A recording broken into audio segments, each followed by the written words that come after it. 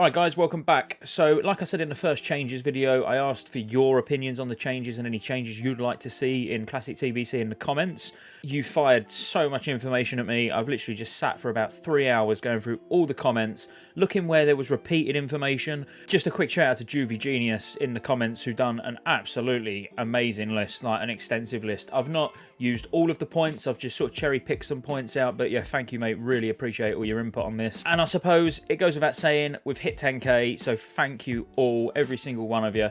If you're watching this shortly after the video was released, you've probably got about, I don't know, 14, 15 hours to subscribe to the channel publicly. You need to be publicly subscribed, so when I actually export the list, I can see it. But I'm going to be doing the giveaway live tomorrow at the start of the 24-hour stream, so that's going to be at midday GMT. So if you haven't hit that subscribe button, hit that subscribe button.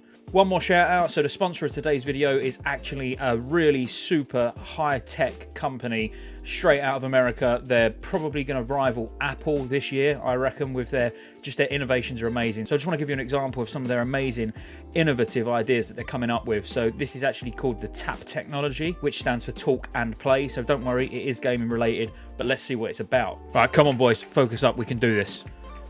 We can definitely do this chess event, guaranteed. We've got this in the bag, even though it is probably one of the hardest bosses in the game. Just spam more buttons, spam harder.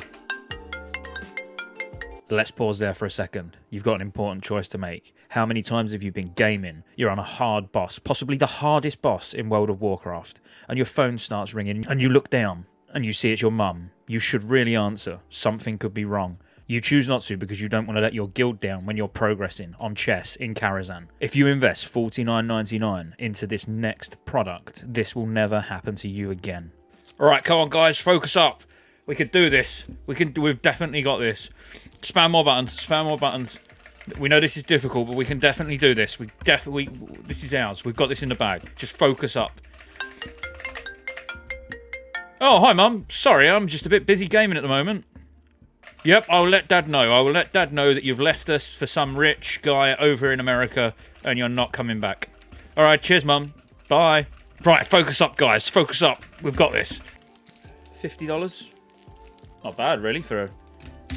I've got tape absolutely everywhere. Anyway, let's get into the changes, boys. This video is not really sponsored. Who would want to sponsor me? But anyway, as I say, I might need to keep referring down at the notes because obviously there's quite a lot of changes I want to rattle through. Not going to stick on any of them for too long, but if one of them piques your interest, if you hear one of these changes and you're like, oh, actually, that's not a bad shout, tell me which one or which ones in the comments you like the sound of, because some of these I think are bangers. And no, this is not a give us dual spec, give us achievements, give us this, that and the other. These are not game-breaking systems, you know, from other expansions, if you like. Some of these do come in later expansions, but I would say these are more quality of life, faction balance and PvP balance, so quite important. These are in no particular order, but we'll start with the first one. So a lot of people are saying druids should actually get their res. Now, I know that comes in Wrath, and when I say res, I mean normal res, like they do get in Wrath.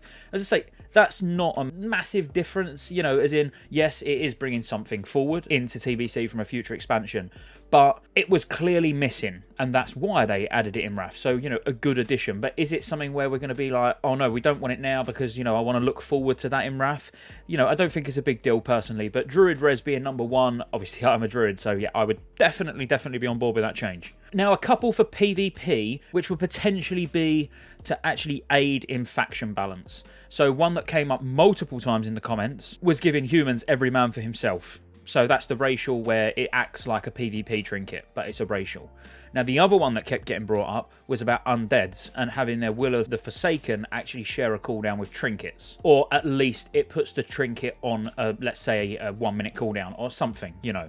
So them two minor changes, giving the humans their racial early, because I believe it was Wrath actually, again, they got everything right in Wrath. Bringing that forward early, I think, would help faction balance, personally. And again, it's not a massive game-breaking change where we're taking, you know, a whole system and dropping it into TBC. So both of those for the humans and undead. I apologise if I'm talking pretty quick. Want to get through this video because there's quite a lot of points to cover and some will obviously require more comments than others. So I think they're pretty self-explanatory. And another one that kept coming up was about drums. I don't want to go into drums, obviously I've done it on the first video, but basically adding a sated debuff to drums and heroism/bloodlust.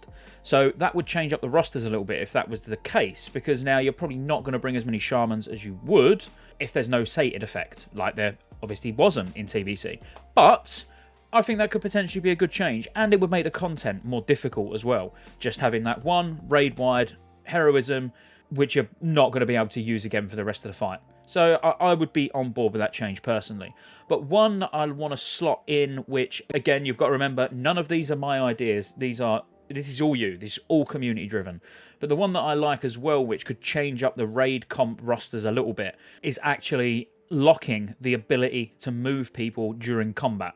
So in TBC, basically what you do is, let's say your hunters and your warlocks are, your big pumpers. So you put a shaman in their group, pop hero. Soon as it runs out, swap a shaman for a shaman to pop hero again, so they can benefit from 3 or 4 heroisms or bloodlusts, one after the other. Whilst that's fine, as in it happened back then, it can happen now. I think that would be a nice change. Just stop the ability to be able to move groups around, people around in combat. I can't see any other negative effects that could come from that. But if there's anything you can think of, obviously let me know in the comments below. So a mount and pet tab keeps coming up. Obviously there's a lot more mounts, there's a lot more pets in TBC than there is in Classic. So if you are a collector, you haven't got to take all your bank space up or anything like that. So mount and pet tab, I appreciate that is quite a big system. That is something from a future expansion that might be worth looking forward to. But a lot of people are asking for it, so who knows. Now this is for streamers specifically. Now this is actually a conversation that I've had with multiple streamers actually, and the ability to be able to merge your Battle.net account with Twitch. So actually in the comments it was MetaGoblin who mentioned this, but I remember probably about a year ago, or maybe not quite that long, but me and him did have a conversation about this in the past. So being able to merge your Battle.net and your Twitch would mean you could get Twitch chat in-game. Now, I mean, that, if Blizzard could do something like that, I appreciate it's not even a retail thing or anything like that, but I'm talking do it across the board, for all of the iterations of WoW. But obviously, as somebody who does stream, it would be very nice just to be able to see all of my chat in one box on the same screen that I'm playing on and not keep needing to go like that every 10 seconds. Not 10 seconds, there's not that many people there talking, but another one that keeps coming up, I don't really know why, but the Barber Shop, and introducing the Barber Shop early to be able to redo your hair and all of that. I mean, alright, fine. It's not something I would be bothered about. It's not something I genuinely, in 15 years, don't think I've ever used it. But if people want it and it's not difficult to put in or whatever, then why not? Now, a big one that I do like, and again, it's one of those where it's not game breaking, and the only negative thing I could probably say about it is maybe enabling bots, as in making them have an easier time. I don't know, which obviously I wouldn't want anything changed in TBC to make the botting situation even worse than it is already. But AoE looting. So, you loot one mob, it loots everything around it. I mean, that is nice. It's something that I would like to see in the game, personally. But, again, the only negative effects I can think of is maybe making botting even easier for them. But I don't know. But still, quite a decent suggestion, and it's come from multiple people. Now, this is a big one. And a lot of people, well, I don't know. I'll gauge the comments afterwards to see how much you're going to hate on me for this one, because I fully agree with this 100%. Like, literally, if they change this, I would be their poster boy for it, because it's not that I feel that strongly about it, I just think it's quite imbalanced, and that's ring enchants for enchanting, obviously. Now, they don't require enchanting to use, which basically means you can enchant your rings, then drop enchanting. But if you craft one of the weapons for blacksmithing, you can't drop it. If you craft your tailoring set, your primal mooncloth or whatever, you can't drop tailoring. So why enchanting is the only one that doesn't actually require the skill. So it would be nice to have the addition of requires enchanting for ring enchants. Let me know what you think about that. To me, it makes perfect sense. Another one for PvP is the arena rating system. So there isn't any team rating needed in Season 1 or Season 2.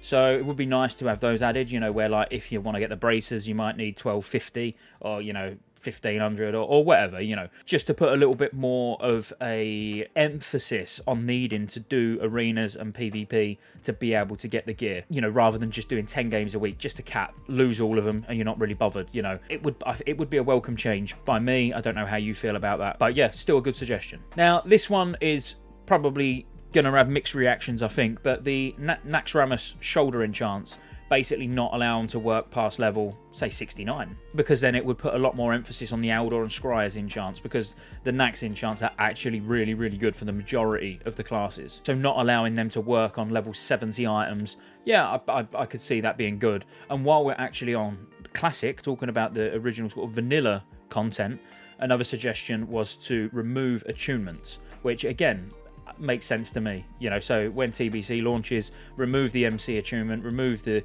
you know, Enixia quest chain, remove, you know, just allow all of those just to be open to anybody, just to go back and have a bit of fun in, if, you know, that's what they want to do.